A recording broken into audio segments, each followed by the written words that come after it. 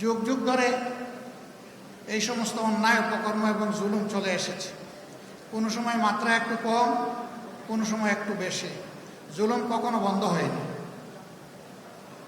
এবং জুলুম থেকে জাতি মুক্তিও পায়নি।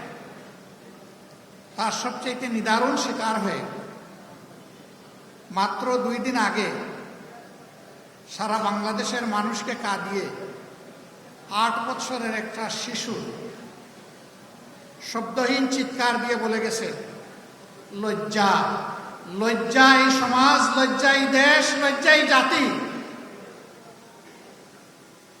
আমরা 8 বছরের একটা শিশু ইজ্জতের নিরাপত্তা দিতে পারিনি। হ্যাঁ, রাষ্ট্রের পক্ষে এটি সম্ভব নয়। ঘরে ঘরে পুলিশ পাঠিয়ে এই ধরনের অপকর্মকে দমন করা বা বন্ধ রাখা রাষ্ট্রের জন্য সম্ভব। রাষ্ট্র যদি তার নাগরিককে সত্যিকারের মানবিক এবং সুশিক্ষা দিতে পারে, তাইলে সেই সুশিক্ষাই সমস্ত কুসংস্কার ঠেকে দিতে পারে। আমাদের অভাবটি হচ্ছে এই জায়গায়। আমাদের শিক্ষিত লোকের কোনো অভাব নেই, কিন্তু কি শিক্ষিত, কি অর্ধশিক্ষিত, কি অক্ষর জ্ঞান বঞ্চিত, আজকে আমরা একাকার হয়ে গিয়েছি। নৈতিক শিক্ষার অভাবে এই অবক্ষয় দেখা দিয়েছে। মহান আল্লাহ তাআলার দরবারে দোয়া করি, আগামীর বাংলাদেশ যেন নৈতিক শিক্ষা নির্ভর একটি বাংলাদেশ হয়। বাংলাদেশের মজলুমরা মুক্তি পেয়েছে 5ই আগস্ট, কিন্তু আমার ভাই আজহারুল ইসলাম এখনো মুক্তি পাননি। আমরা এই পাথর এখনো বুকে বহন করে চলছি। আইনের পেশ দিয়ে কেনই বিলম্ব আমরা বুঝতে পারছি না। আমরা চাই যাদের উপরে জুলুম হয়েছে তাদের একজন মানুষের জন্য আর জেলের ভিতরে না থাকে, এবং সেই সাথে অবিলম্বে আমাদের ভাইকে যেন সসম্মানে আমাদের বুকে ফিরিয়ে দেওয়া হয়।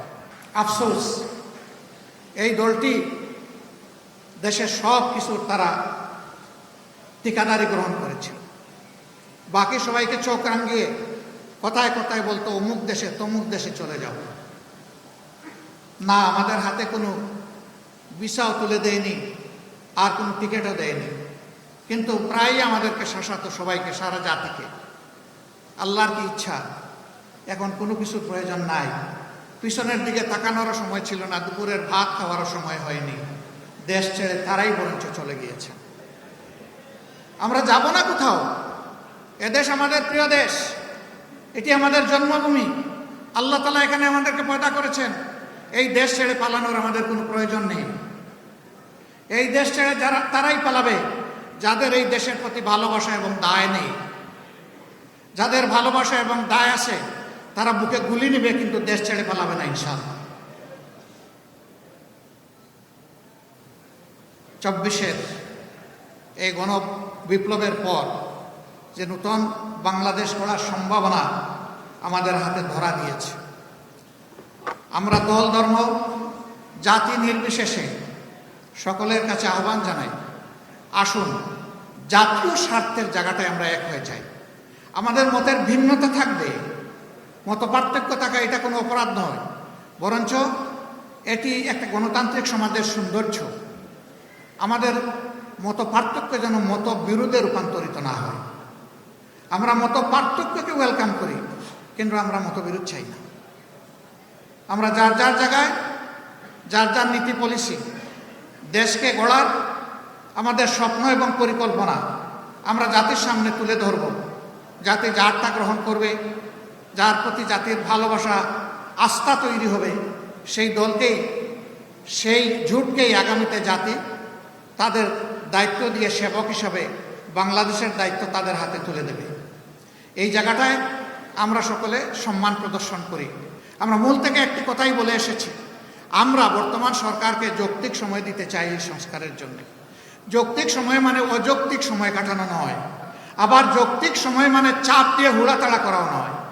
যৌক্তিক সময় হচ্ছে এ কাজের জন্য, মৌলিক সংস্কারগুলোর জন্য যেটুকু সময় প্রয়োজন আমরা সরকারকে সেইটুকু সময় দেওয়ার পক্ষে।